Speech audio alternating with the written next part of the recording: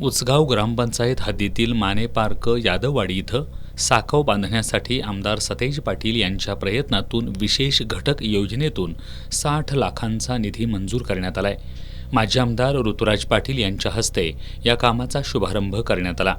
या ठिकाणी सध्या असणारा साकव हा अरुंद आणि कमी उंचीचा आहे, त्यामुळे पावसाळ्यात अनेकांच्या घरात पाणी शिरतं।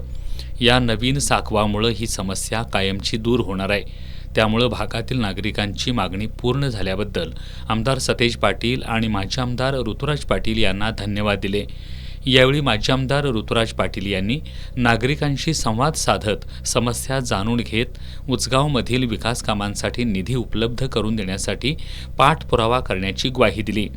यावेळी लोकनियुक्त सरपंच मधुकर चव्हाण, उपसरपंच श्रीधर कदम, सदस्या वैजंती यादव, मयुरा चव्हाण, सुनीता चव्हाण, शिला मोरे, सदस्य अरविंद शिंदे, राहुल मोळे, उचगाव विकास सोसायटीचे चेअरमन बाळासाहेब यादव, सचिन गाताडे, तंटामुक्त गाव समितीचे अध्यक्ष दत्ता यादव, मधुकर चौगले, कीर्ती मसुटे, संभाजी यादव, अजित माने, सूरज पाटील, अनिल दळवी, दर्शन अटकर, वैभव कांबळे, रोहित माने, शीतल शिंदे, राणी यादव, अनिल यादव, शामराव यादव यांच्यासह ग्रामस्थ उपस्थित होते।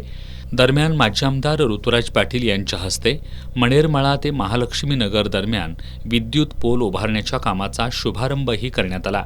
यावेळी अतुल सुतार, गौरव देसाई, विजय घोडके, अजित माने यांच्यासह छत्रपती संभाजी महाराज मित्रमंडळाचे पदाधिकारी, सदस्य, भागातील नागरिक उपस्थित होते।